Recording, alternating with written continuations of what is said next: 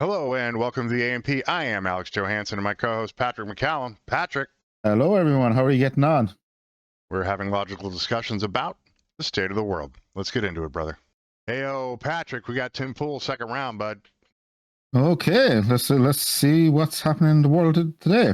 Well, today is media lying about white farmers being murdered in South Africa and something about Democrats. I don't particularly care about that. I'm really curious what is going on in South Africa. It's been an issue for quite a while since the apartheid thing went sideways on them. So, all right, let us see. Oh, I was going to talk about the Episcopal Church as well. There's a little preamble to a gentleman who's an Afrikaner in Pretoria, in the capital of South Africa. So let's let him cook. Okay, let's see. We have the story from the AP. The Episcopal Church says it will not help resettle white South Africans granted refugee status in the U.S. The left is arguing there is no persecution of white Afrikaners. The New York Times says, why are they being granted refugee status? And they mention how will they be resettled, going over this issue. In the AP, they say what to know as Trump brings in a group of white South Africans as refugees. One of these stories, here we go. Sorry, it wasn't the New York Times, it was the AP. South Africa says there's no persecution. The South African government said the U.S. allegations that Afrikaners are being persecuted are completely false, the result of misinformation and an inaccurate view of its country. It cited the fact that Afrikaners are among the richest and most successful people in the country and said they are amongst the most economically privileged. That's an interesting term, the most economically privileged. Economically privileged, yeah. It sets the stage for the rest of the narrative. I can without reading ahead, as they say, I can kind of guess the rest of the narrative. Right. Well, these are rich white folk. They should not be refugees. Is that what the? Well, no, the ones who are refugees are a slightly different status. There are ones who have functionally had their farms moved. They have a thing called EWC, which is expropriation without, it's expropriation functionally, and they don't get compensated. So it's expropriation without compensation. So literally the same thing happened in. Go ahead. Something happened actually in Zambia. Yes. Rwanda as well. And other African countries. I remember Zambia especially, they just literally, government walked in, threw them on buses, and literally drove them to the airport and told them to get out. And less than, not even 18 months later, most of their crops failed. Because it's a good idea on paper, but a bad idea in reality, because you're throwing out, you're deporting the people who actually know how farms work without getting the knowledge. Right. But right. I think the things have been happening in South Africa for a long time, actually. It's a strange version of Lysenkoism as well, which is insane. So, yeah, but that economically privileged thing, I don't think it's economically privileged. I think people worked and made some money. That doesn't make you privileged. It means that you took a risk and then you made some money. So, all right, let's.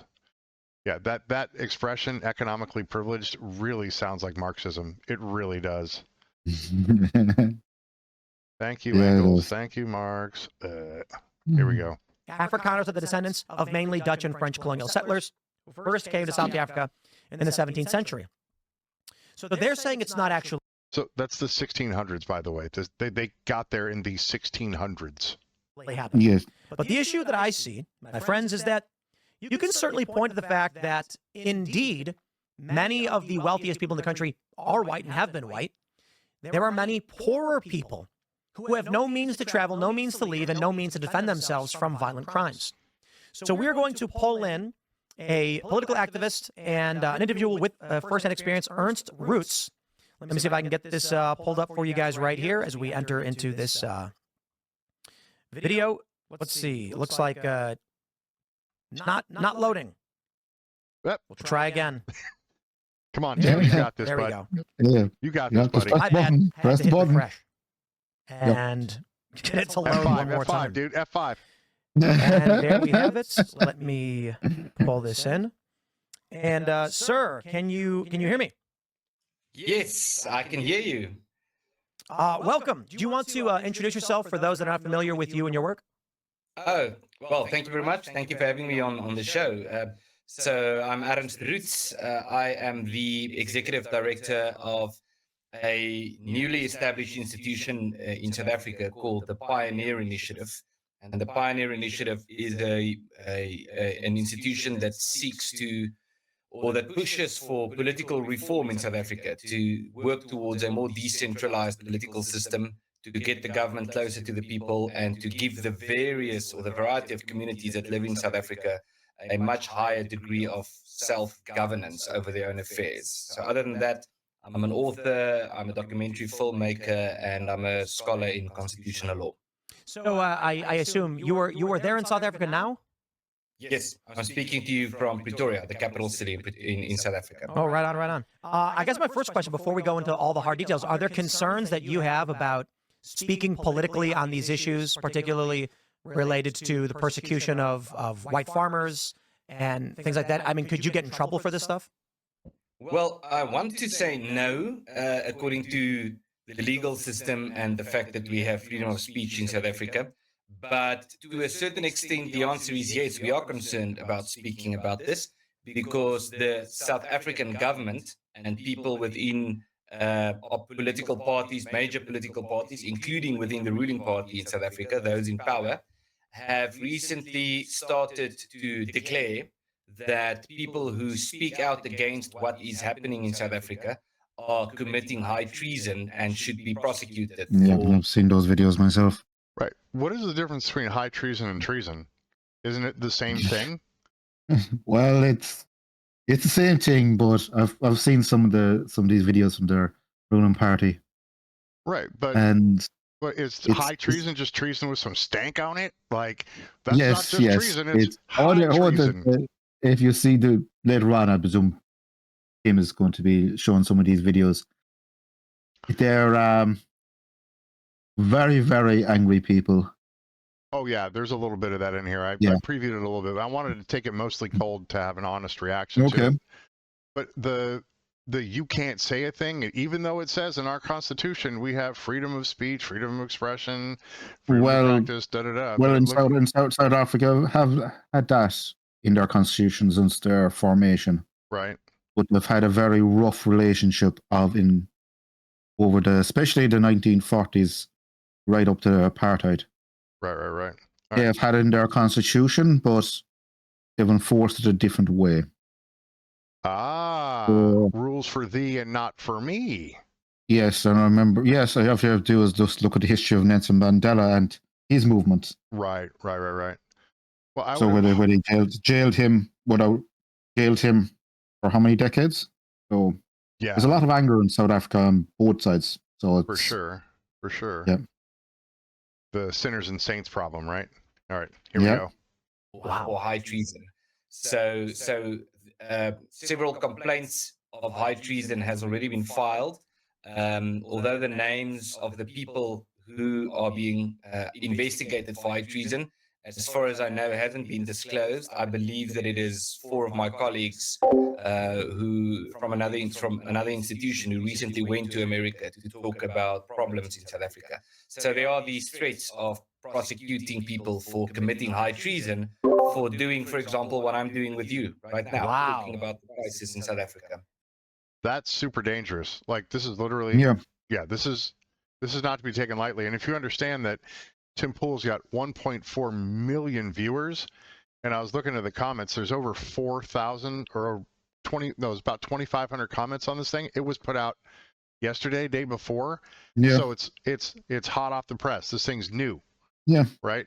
Let's just scroll down, if you don't mind. I don't. Alex, can you scroll down and we'll have one quick look, see if there's 4,287. Wow. And what's the top comment there? Just out of curiosity. As a white South African, we are used to being maligned, but I would like to thank every American who is helping us. Your support means more than we could ever say. Okay. That's the... Yeah, wow. I think that's the most recent. I don't know if that's in quotes top comment, but that's the one that that's the hottest off that press, the old comments press, because, comments are great. People are always nice and supportive and helpful and just trying to give you constructive criticism to make you better. Yes. No name calling, trolling, or flaming involved at all. All right, yeah. here we go. This is what I was concerned about in having this conversation because, you know, I'm nowhere close to any kind of expert on South Africa, but I've probably read a bit more than the average person. As I had met someone from South Africa some 25 years ago, got me interested in what had been happening to your country since the end of apartheid, and obviously with apartheid too. My first question, then, just to get into the thick of things, the United States is bringing in some refugees. Is there a persecution or discrimination against white people in South Africa? It's undoubtedly the case, and it's really alarming the extent to which minorities in South Africa, but especially white people, and you could add especially the Afrikaner people, the Afrikaans-speaking, broadly speaking, the Afrikaans-speaking white community, or the Boers, as we are also known, are being persecuted. And when we say persecuted, we mean that this is happening on a variety of levels. The one and the most obvious is through legislation. So South Africa, as we speak, is, as far as we could determine, the country in world history with the most discriminatory race laws. There are more than 140 race laws currently in place in South Africa that seek to discriminate against especially white people. But that's just one way. So, Wow. 140 laws that specifically restrict the Boers or the Afrikaans-speaking whites in South Africa from doing all kinds of things, right? Yes, I think that's what I remember watching a documentary after apartheid. Right. I'll send you on the link, and really, really interesting that the laws that were brought in after apartheid, all they did was literally change it from black to white. They're the same laws now that were used during apartheid to keep the Right. They locals. legislated a lot of bad stuff with that. I get it. That's not cool. Yes. Our But Constitution now doesn't what's happening is they've turned around. Yeah, but they've turned around the laws now, and they're using the same laws against white. You know what I mean? White locals. So right, the it's Boers and the Yeah. Afrikaans-speaking whites. All right. Afrikaners, yeah. Afrikaans. Here we go.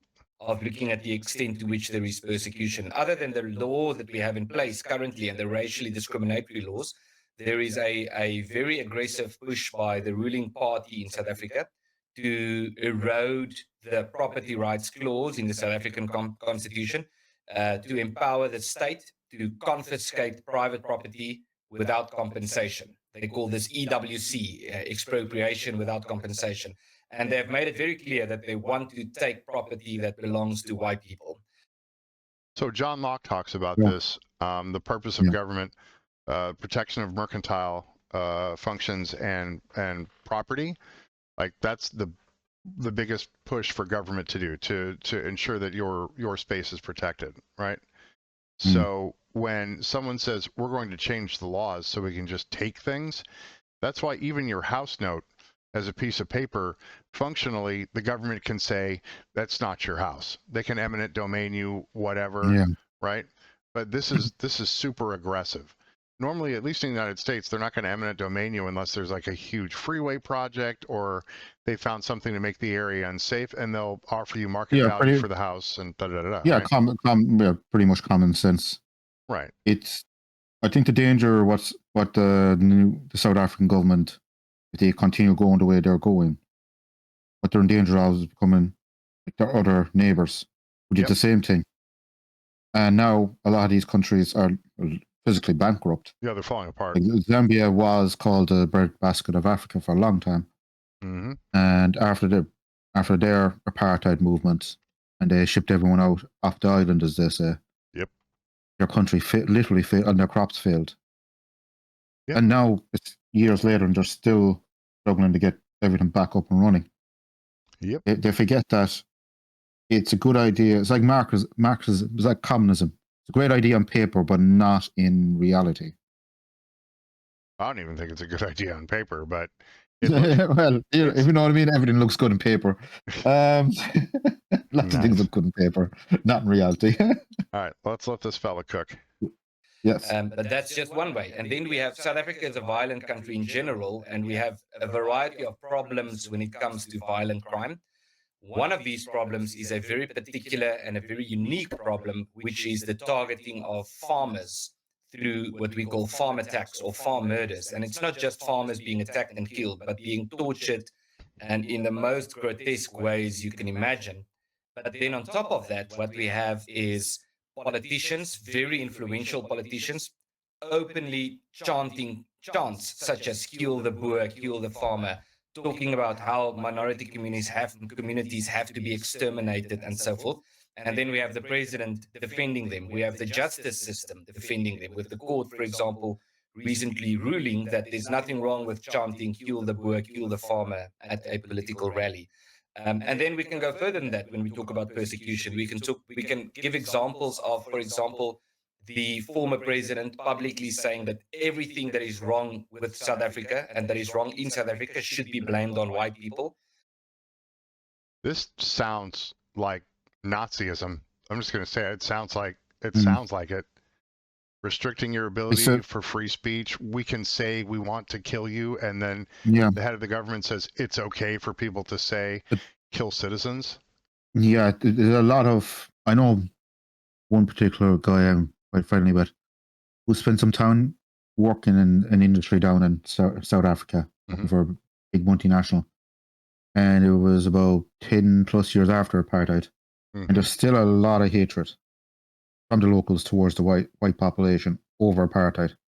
Yeah. And it looks like that will never really simmer or go away. Oh no, it's gonna keep. It's going to get a lot worse. I would say it's getting a lot worse. Well, so Trump took in 59 Afrikaans farmers. That's not a lot. That's one of very the small, yeah. Very small number, yeah. Yeah, it's just a drop, like a minuscule drop in the bucket. And then there's a lot of agencies, NGOs, and religious type NGOs that are super unhappy about that because they're white. Like, they're being persecuted, they're being killed. Yeah. Right? Their government is saying it's okay to kill you. Those are refugees seeking asylum. Like, that's legit.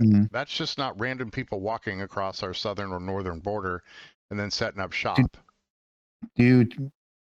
Why do you think the religious organizations are so anti-South African refugees?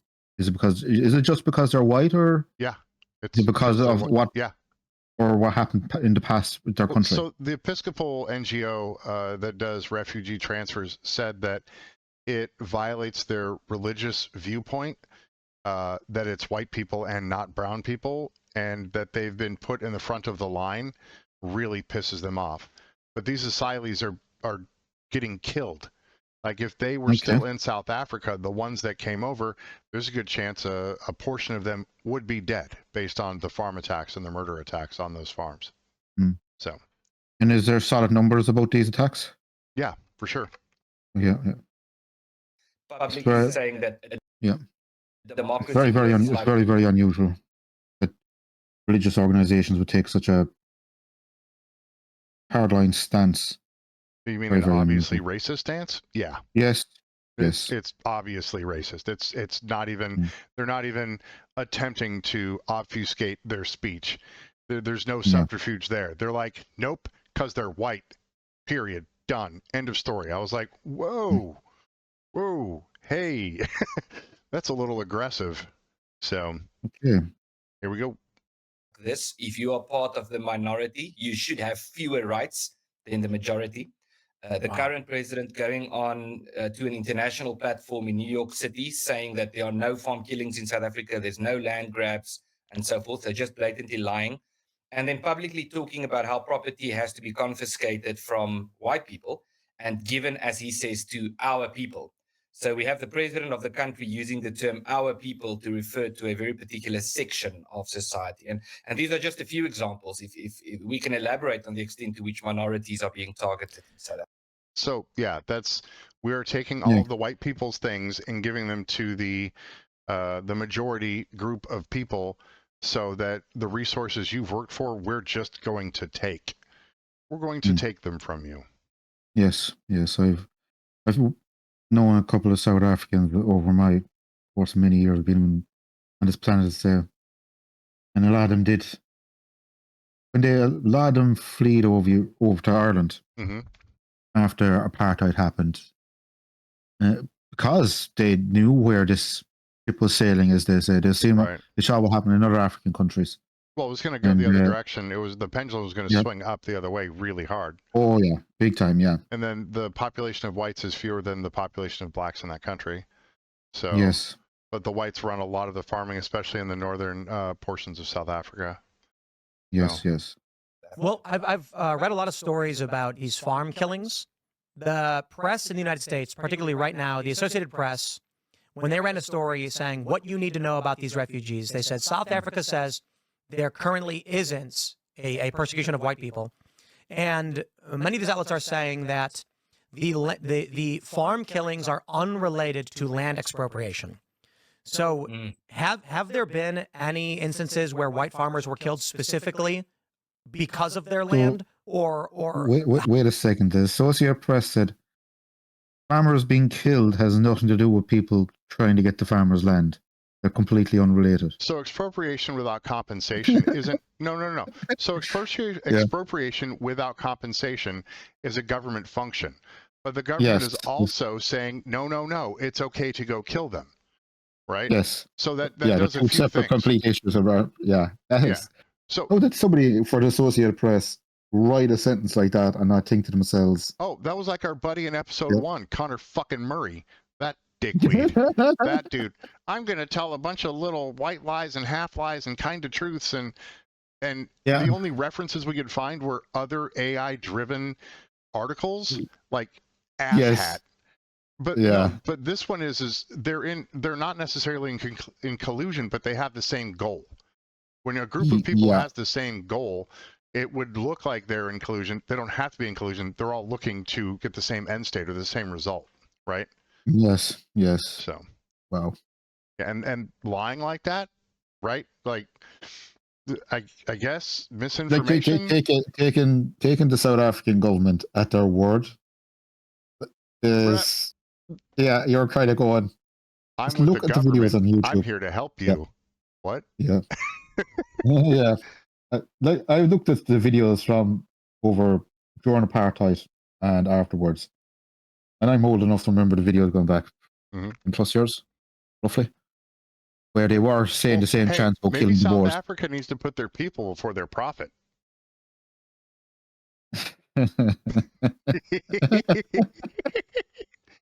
Possible. If people don't understand if people are wondering what that is reference to, is just look up an Irish party called People Before Profit. But honestly, if they did take care of their people before they were attempting to profit off their land, like those two things are legit in that case, right? They are not looking for the welfare of their citizens at all. No. Right. It's just sheer anger. Right. So if the Associated Press didn't also publish that there's at least 140 laws that are race-based against the Boers or the white-speaking or the white Afrikaans-speaking, right, then they're being disingenuous, right? They just are. All right, here we go. How does that work? What's going on there? So firstly, the farm killings, the problem with that is it happens so often, these attacks and the killing. So one way to measure it is if you, I actually wrote a book about this. It's called Kill the Boers. It's available on Amazon with more than 1,000 source references. So it took me 3 years to really study. Plugging Kill the Boer. Plugging Kill the Boer. Last name Roets, Mr. Roets. Right? Heads up. I think this dude deserves it. So here we go. This phenomenon. One way to look at the numbers is to look at official police statistics, and over a period of 2 decades, that's about 20 years, according to the police data in South Africa, there were on average 2 farm attacks every day in South Africa, during which 2 people were murdered every week. And so that's the extent of the crisis. And now the thing is, as I said, it happens so often that surely there would be cases that would be what some people describe as robbery gone wrong. Someone goes in to steal a television and then they get caught by the farmers. They thought maybe the house was empty. There's an outburst. There's some form of a scuffle and someone gets killed. And then these commentators are always very eager to point to such cases. That's 14,600 dead. Yeah. That's 14,600 people dead. 600 dead. Yeah. And whatever other kinds of torture and wild, crazy stuff they have going on out there. Almost 15,000 people dead over 2 decades. And it's not happening. And those are police statistics that they're showing. What about what they're not showing, right? Yeah. These are just the people who, as you said, the people who are killed. Mm-hmm. But I wonder what statistics you're talking about, double that of people probably injured or tortured. Right. Well, no, it's actually close to. No, I messed that up. I didn't multiply it for 2 a day. I only did it for 1 a day. So yeah, probably close to 30K then. Yeah, if you think about it, because these are the people who are obviously injured or tortured wouldn't be classified as, unfortunately, as deceased. Well, no, they'd be casualties, but they're not doing a casualty report. They're just doing who died. Yeah. Yes. So you're thinking about double that number, at least. Oh yeah, and more probably. Yeah. Yes. Well, because a lot of times if you kill them, you can't take from them again, right? So. Yes. Like a protection racket. Yeah, where they. Oof. And say, well, this was robbery gone wrong, so there's no evidence of political motivation. When the fact is that there are many cases when there are, in fact, evidence of political motivation during these attacks. We see this, for example, with farm attacks, where the attackers chant political slogans while attacking their victims, while torturing them in some cases. Wow. So those are absolutely hate crimes then, right? In the United States, if something is determined to be a hate crime, you just double the sentence functionally, because not only did you do the thing, but you had intent to do it, and then you had intent to do it based on some characteristic that they might have. So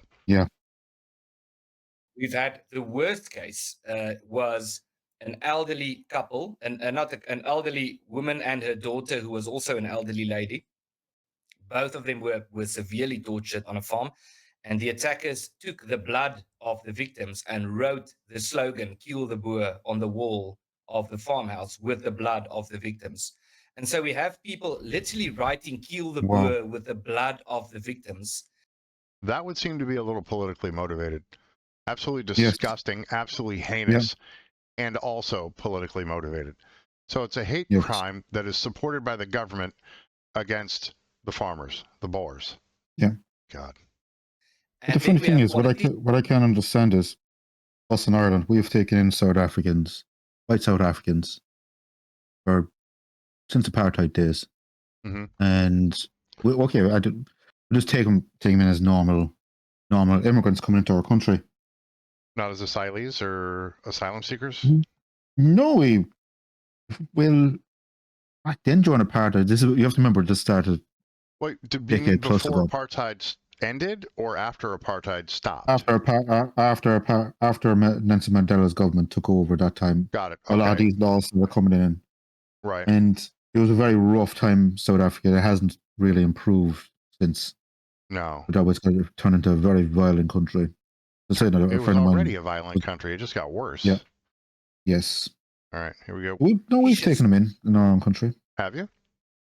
Yeah, we've taken in South Africans for years, and we don't classify them as refugees, but we've never looked at them in any other way. Even I know you're taking them in now as from classifying them as refugees seems to be not going down too well for whatever. Well, we already know for what reason why it's not going down well. Yeah, I think we got a handle on that. All right, let's see what Mr. Roets has to say. Chanting "Kill the Boer" at political rallies, and then we have the Constitutional Court in South Africa saying, well, they don't see anything wrong with chanting "Kill the Boer." So it's very, very alarming. We have attackers using the names of politicians during these attacks, saying, like Julius Malema is the one guy who keeps chanting "Kill the Boer," one of the many at political rallies. And so we have had cases of the attackers chanting things like "Viva Malema, die white man" as they attack farmers. And so for someone like me, within the Afrikaner community, having grown up in an agricultural community, knowing many farmers, knowing people who have been murdered, knowing people who have been attacked and who survive, to read these kind of reports that are published in places like America by the media, but also in South Africa, trying to pretend that this is a non-issue. People should. It is definitely an issue. This is not a non-issue thing. This is horrific. This has gone on for a lot. It's gone on for many, many years. Right. Many years. Patrick, I really think we should have started this earlier. I know we were kicking around. We were kicking it around for a couple of years before we decided to start this process. But I really think that we missed a beat there by getting it on this late, because I think that our voice should be a voice that's out there and is letting people know. We're functionally transcribing from other folks to make people aware of things that are going on, you know, and I think that's a good way to do it, because we get the hard-hitting journalistic thing that's going on, plus we can put our opinions over the top of it and create something that's useful, right? But this is useful because it's informative, and I think that this is probably one of the worst things going on around the planet functionally. But there's a lot of these kinds of problems in Africa too. A lot of African countries over the last couple of decades, last few decades, have been going through what South Africa is going through right now. It's interesting that Trump is highlighting the issue right now, but it's interesting to see the response of people online, not just the media, but online in general. Well, if someone is a political refugee, then they're a refugee. It doesn't matter how much melanin they have in their skin. Like, that shouldn't be a thing, you know? Yeah, it's interesting to see the response online. Very strange. All right. It's, Okay. Should not be focusing on this. It's really bizarre. And we live in the era of, offensive Olympics. Everyone tries to be the most offended by. Just imagine how offensive this is. If a member of your family, your father or your child or your mother or someone who's close to you was murdered during one of these attacks, and then you read in the New York Times, for example, that this is a non-issue, there's no political issue here, people should not be talking about this. What could be more offensive than that? And so I'm very grateful for the rise of alternative media and podcasts such as yours. That's suppression of speech. Like, that is not good. It's not good. You know, I don't think, and no offense to the American press, is they are jumping on something that I don't think they quite understand. Much like the Middle East. Like, they don't. Yes. They don't know. They know very little. Especially American press, they seem to know very little outside their own bubble about world history. Yeah, our legacy media is really, really dropping the ball. Really bad. And Tim Pool outdoes most of the news programs that are on legacy media.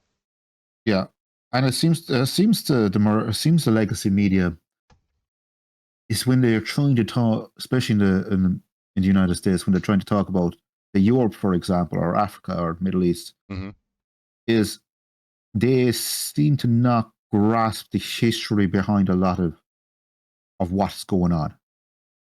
They take a very slim snapshot of the present day and then try to fill in the blanks, if you understand what I mean. Right, and that doesn't get to positive solutions. So no, it doesn't.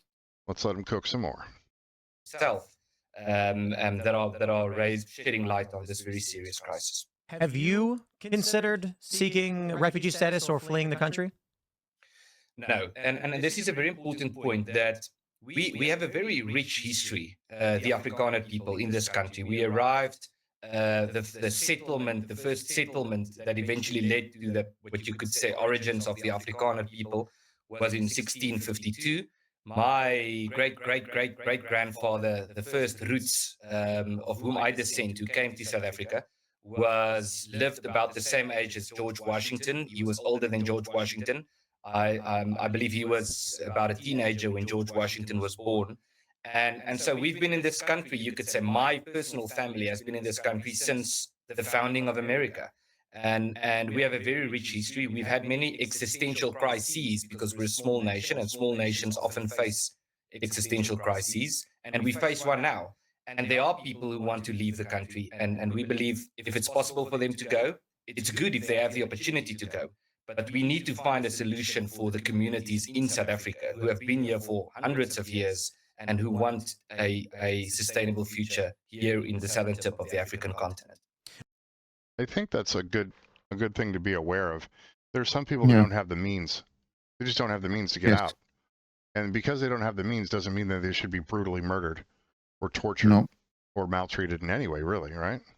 Yeah, because it costs, what people don't understand is how much it costs to go to South Africa or get out of South Africa. To get out. Oh, yeah. And then what are you the price of flights alone would, you're talking thousands. At least, if you want, thousands, easily thousands, let alone resettlement costs and all the other costs around that. Especially if you have a family, you could even say. It makes it, it costs you damn near impossible. tens of thousands. Mm-hmm. Yeah. I'm going to assume on this next question that I'm not nearly informed enough to have this opinion, just to be honest. But from what I've read and from what I know, again, being limited, it seems like crime began to skyrocket in South Africa after the end of apartheid. And not just crime, but very serious crimes like infant rape and things like that. And so, my view of things is you had a problem, obviously, with apartheid, but the end of apartheid has resulted in just different kinds of problems with, now you're mentioning, is already race, many, many different race-based laws on the books targeting different groups, targeting white people predominantly. It seems like the way that apartheid ended was probably the wrong way to go about it, though it wasn't a good system. Maybe I'm wrong, but just to put it simply, when I look at the history of South Africa as a leading industrialized nation, and then you start to read about the explosion of crime after the end of apartheid, it seems like however it was dismantled just resulted in the problem being worse. You still have racial tensions, racial animosity. It's not gone away. Yeah, I'm very happy that you frame it as such. So there was a press conference in the year 1990, just after the legislation such as the Suppression of Communism Act and so forth, which was in some ways the backbone of the apartheid system, was rescinded. And the ANC, of course, has always been a movement. The ANC is the ruling party in South Africa. They've always been a movement committed to the promotion of communism and socialism. And so as a result of this legislation being repealed. There it is again, Patrick. Communism and socialism. Well, the ANC has changed that stance over the last couple of decades. They're more profit-driven now than socialist ideals. Oh, that's strange. They had to adjust it so they could more effectively take things from people. If people are interested, they should really. Well, Nelson Mandela was a great man, great leader himself. Oh yes, for sure. But his family is really corrupt. It's the only word you could describe it. For sure. Yeah, really corrupt, and happens with most movements. It happens in every young country when they get their independence. Yes. You're going to have a lot of violence. When the majority of the people get their independence, it works the same way. Yes. So, all right. Happened, as they say, it happened after after you had your own war of independence, there was a lot of violence afterwards. It's the same as any. Right. Yeah. Much like Ireland, we had a bit of a problem with the UK. Yes. Apparently some of it was actually most of the world did as well. But you have to remember the Dutch had their own colonial power as well. Correct. And as I said, there's no saints or sinners. But at this particular moment in time, I think these guys are genuinely refugees. They are being persecuted. They meet all the standards of as a refugee class. Yes, seeking asylum 100%. Despite their past, they still meet all the understandings of being a refugee. Mm-hmm. Here we go. And the negotiations starting for a new South Africa, as they called it, the new South Africa. The president of South Africa at the time, F.W. de Klerk, was asked at a press conference, how will you know if you made the right decision? And he responded with, we will see what happens with the violence. If the violence increases, it would have been the wrong decision. If it decreases, it would have been the right decision. Now, I wholeheartedly agree with you that the apartheid system should have ended. And even though you would find a lot of people in South Africa referring to certain aspects of society having been better under the previous system, such as service delivery, fewer crime levels, and so forth, almost everyone agrees that we should have gone past that. That system didn't work, and we needed to move beyond that. But it is the case. What is very interesting, the ANC, is the governing party in South Africa, has been committed to a violent revolution for some time. And they were involved with setting up paramilitary movements back in the 1980s and so forth in an organization called Sizwe, which was the military wing of the ANC. And a little known fact is that this military movement, the military wing of the ANC, that had an explicit policy of targeting farmers in the 1980s and 70s, they were the legislation that declared them an illegal organization was repealed in 1990, and they came back because they were in exile all over Africa. They came back to South Africa in 1990, and that's when the farm murders started. You can trace it back to when did these attacks start, and it started in 1990. That is a link that I think should be explored. Oh, well, to be honest, when the ANC, I do remember watching the videos all over the world when the ANC were welcomed back into South Africa. There was massive violent attacks all over South Africa at once. Well, wasn't that about the conclusion of the Troubles out in your direction as well? No, we were going through our own troubles in Northern Ireland as well. In 1990, right? So, yeah, we had our own troubles as well. Right, you had your it seems like the world was in tumult in the last. A lot of the old regimes from the said 80s and 90s, a lot of like apartheid in South Africa, the British occupation in Northern Ireland. Well, yeah, all the folks that were alive and set up the power structures after World War II around that time that died. Yeah, there was a lot of violence all over the world. A lot of it was funded and operated by a lot of Western powers stuck their oar in, as they say, around the world as well. Arms and funding. So the Russians, USSR on one side, were big supporters of the present South African government. They funded a lot of money into the ANC at the time. Well, destabilize South Africa is better. Well, yes, it's always been a powder keg for 100+ years. It was always a powder keg. Right. Just needed a bit of fuel, small, not even much fuel. There was a lot of fuel. It had a lot of fuel. It just needed a spark. But there was. I remember when the South African government of themselves cracked down the ANC, pretty brutally, by the way. Right. But when the ANC didn't lift them up, they came back and did the same thing. Yep. It was a very, very brutal time. Very brutal time, and it looks like they haven't moved past it that much. Well, with the death toll in the last 2 decades is any indication, then no. In fact, it's probably gotten like systematically worse. Here we go. Yes.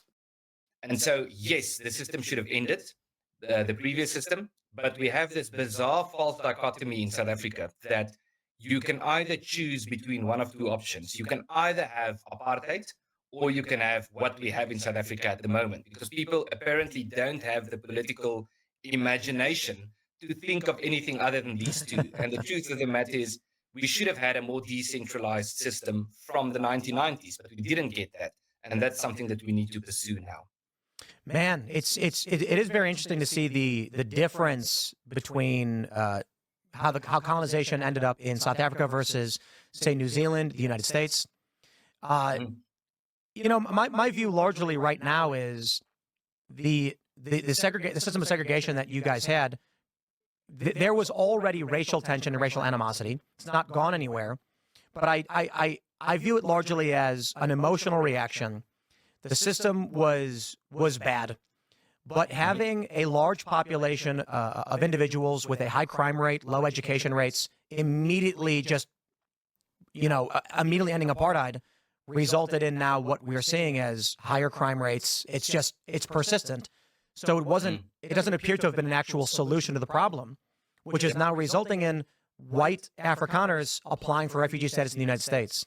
Now, one of the things we've heard on CNN, a former Obama-Harris staffer, she is a black woman, and she said that these white Afrikaners should just go back to Germany or Holland. Mhm. And it's a bit ironic considering, I think it's a dangerous logical position she'd be taking, considering many white nationalists in the United States would tell her as a black woman to go back to Africa. What do you think about that argument that the Boers, just decolonize, go back home? Why can't they go to Germany or Holland? Well, they've been there since 1652. It's Yeah. quite a while. To be just like, Yes. okay, Yeah. generations upon Yeah. generations later. Yes. That's what I was saying. This obviously the staff, as I said, I went into this, as I glanced over it before we started this episode. Mm-hmm. It's interesting to see that somebody who was in a previous administration is that ignorant of history. Right, and you said it before. Like, if you don't study the history, you're going to repeat it.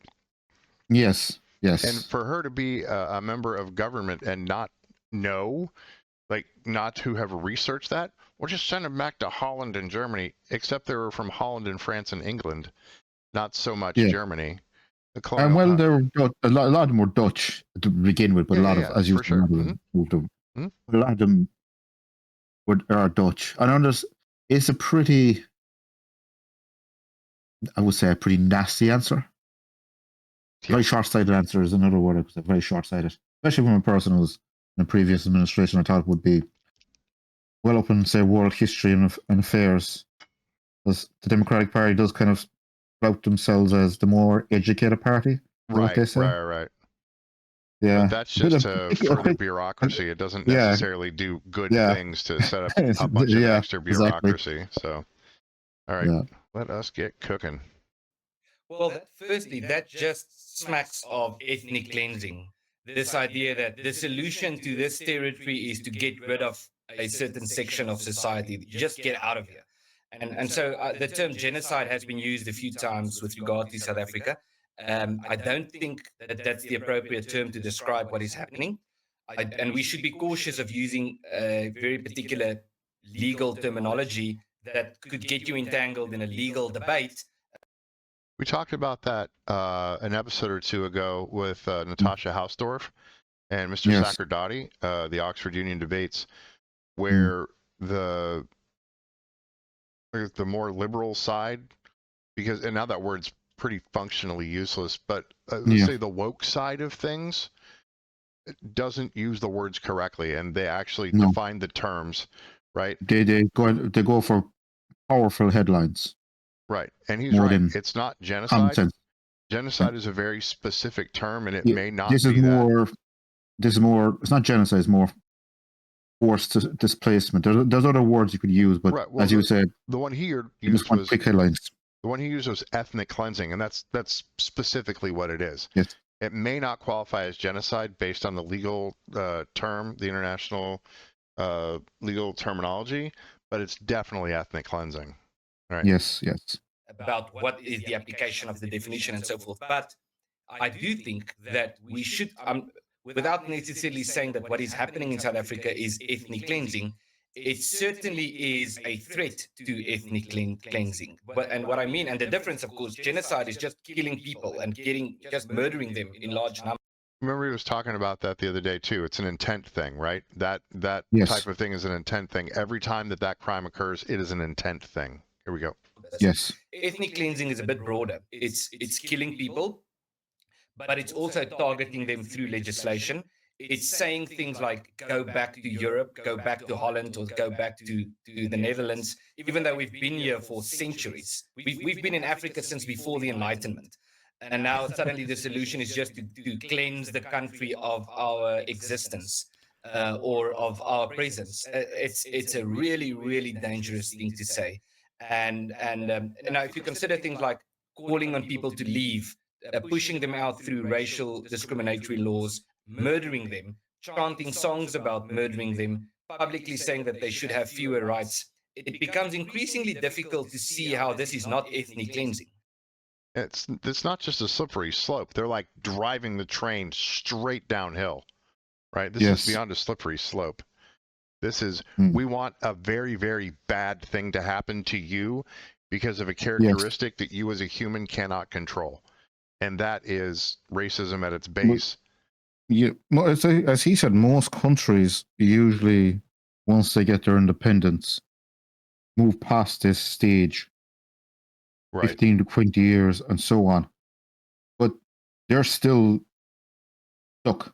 As he said, 35 years later. stuck. 35 years later, Yep. they still can't. They They're still still can't change their stuck. tune. Yeah, they're still stuck in this situation of we only have two choices Right. without even considering a third choice. Yeah. No imagination and ideological capture. So here we go. And we should it should be called out, and we should take a stance against this, and our friends abroad in America and in Europe and in other countries should be much more outspoken against what is currently happening in South Africa. There was a similar phenomenon in other African nations, which I'm sure you're familiar with, where white farmers were chased out of the country, and it resulted in, let's just say, a short supply of food, and then a celebration upon their return. Do you think is there a concern for South Africa that if these farmers keep getting killed and attacked this way, food production could be at risk?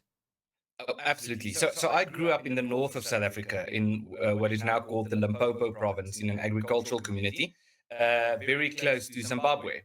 And as a child, that's the reason actually why I'm speaking with you right now. I became an activist because I grew up seeing the farm attacks happening around me as a child, and seeing on the news what's happening just a few hundred kilometers away across the border in Zimbabwe.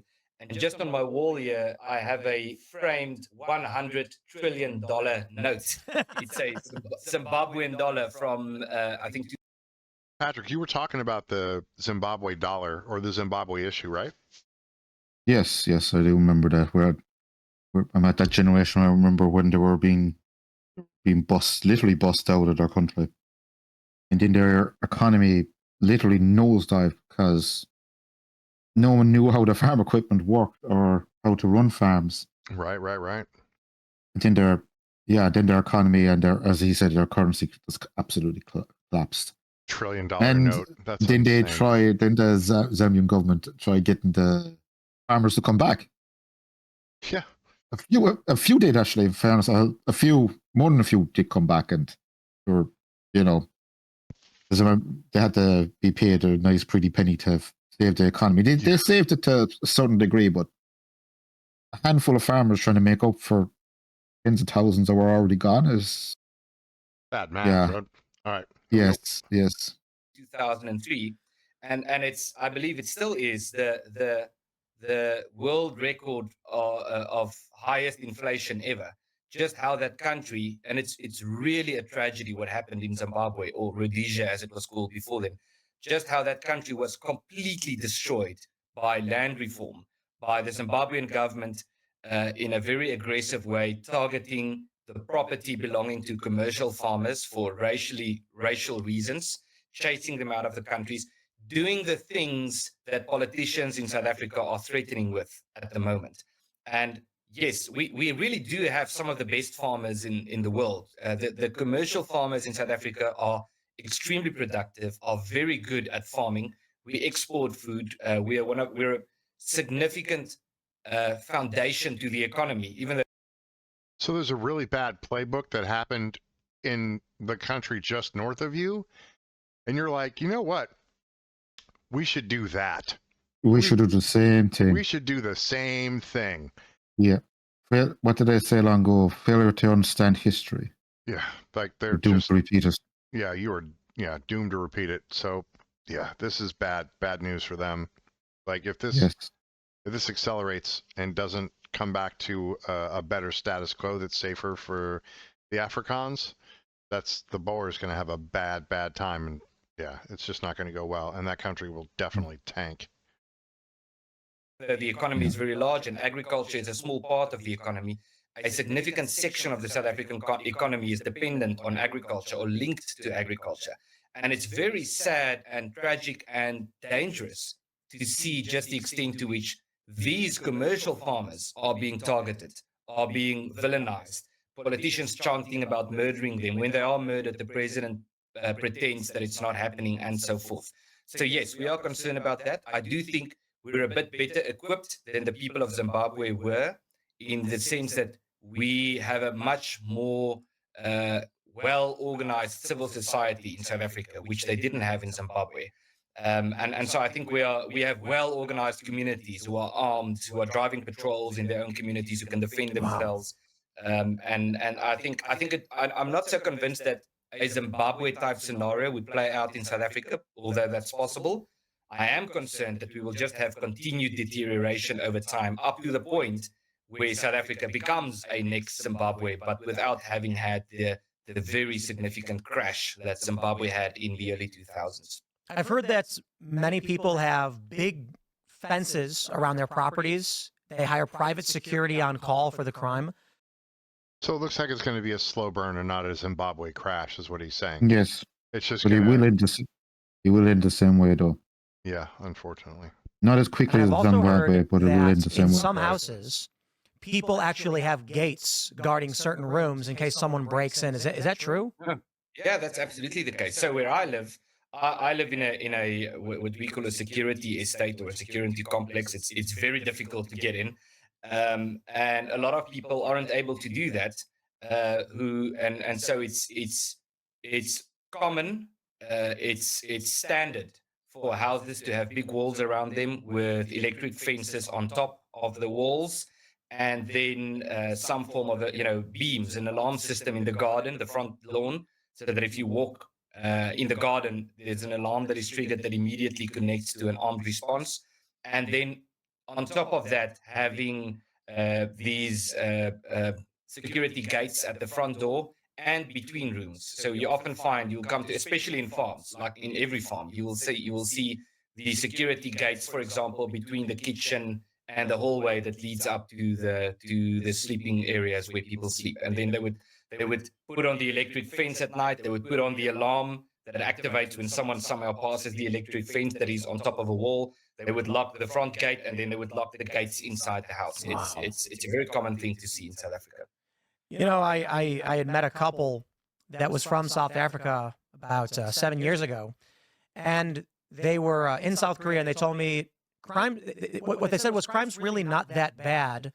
People think it's really, really bad, but I've only been carjacked, I think, 5 times. And, you know, as someone... I've only had a violent felony committed on me 5 times. 5 times. Oh, is that But it's all? not that bad. That's No, awesome. you know. It's not that bad. It's so commonplace. Yeah. Yeah. That's a You're perspective living issue. in the middle of madness, you think it's common. It's a until bad you go somewhere perspective else. issue. It's like going Yes. to San Francisco these days. So if you go to San Francisco, literally you have to open the trunk of your vehicle and roll down your windows, or they will break your trunk, the boot, I suppose, and they'll smash your windows out. Wow. Yeah. Like, we want to see inside your... Yeah, it's really bad. It's really bad. But that isn't Wow. on the same level as carjacking. I'm holding a I gun was to actually you. thinking about going on holidays over there actually pretty soon. Oh. Holler at somebody out really? here before you come out here. There's some places you should not to be going. I'd like to see the Golden Gate Bridge and do all that. Oh, it's beautiful. Tourist stuff. That's Yeah, I yeah, wanna see that's the cool stuff, Pier yeah. 39. There's some really Yeah. some really cool stuff out there, but just don't drive a vehicle in there. We'll take the BART. We'll take the Bay Area Rapid Transit there, Patrick. You're wild, man. Okay. All right, here we go. who grew up in Chicago on the South Side where crime is pretty bad, I was like, I've never been carjacked, and I'm from like a really bad neighborhood. I wonder if, you know, the South Africans have just largely adapted to the expectation of crime. It seems normal.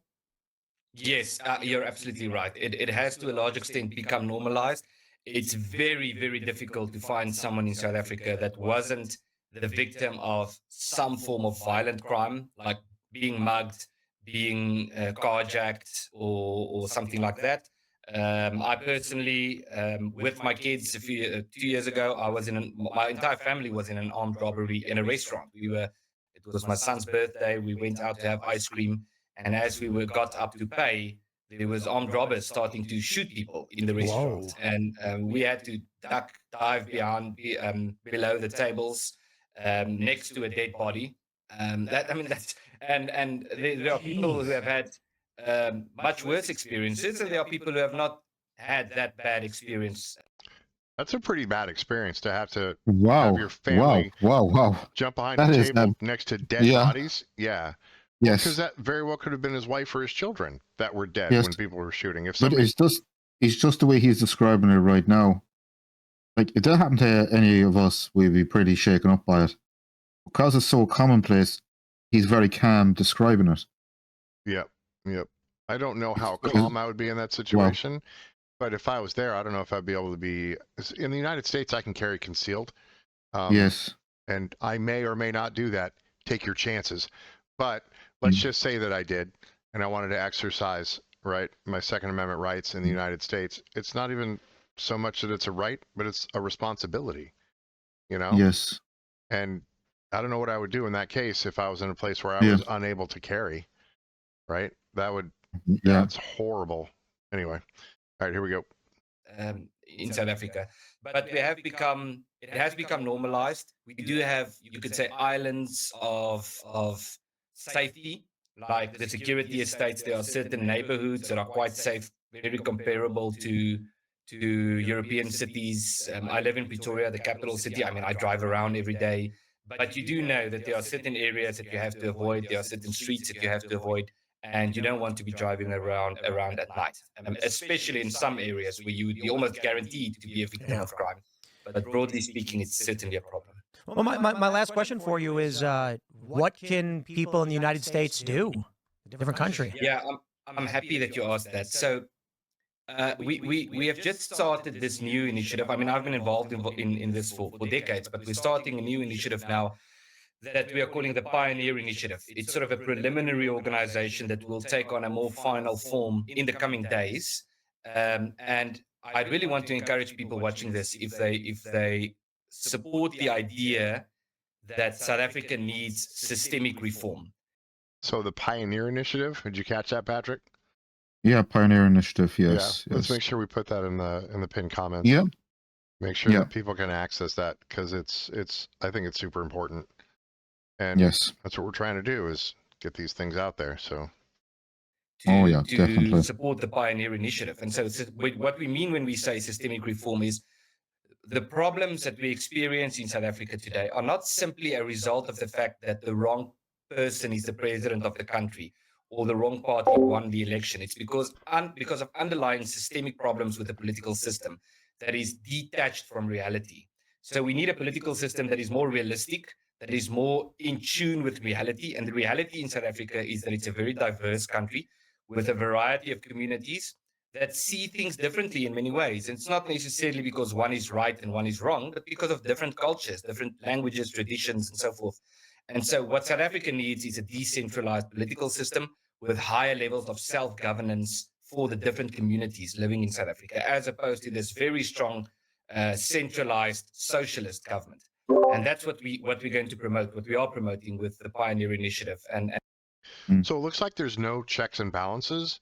It's whoever the ruling party is gets to, by fiat, dictate the system and the function, right? Yes. Yes. And that seems fairly It's- unsafe. Yeah. And especially when there's a lot of anger in Right. their history. There is a lot of emotional investment. A lot. Yeah. All right, let's let them cook a little bit here, and then we'll be done. and if people want to support that, we would really welcome that. Right on. Ernst, where can people find you? So we're on social media, all the big platforms under my name, Ernst Roets. But then also the Pioneer Initiative is easy to find. I'm sure if people just Google Pioneer Initiative, they'll find it. But other than that, if they want to go to the URL directly, it's pioneerinitiative.org.za. ZA is the abbreviation for South Africa. Right on. Well, thank you so much for the insight. Thanks for hanging out and letting us know what was going on. Thank you very much also for speaking about this. I appreciate it. Yeah. So ZA is ZA. So just make sure that that's in there. So, all right, that was a pretty heavy episode. A lot going on there in South Africa. Wow. I'll send you on a link to his book if you wanted to pull that up before we sign off, and just give it a quick plug. All right, here we go. This, folks, is where Alex shows off his IT skills. Sure. Get out of here with all that.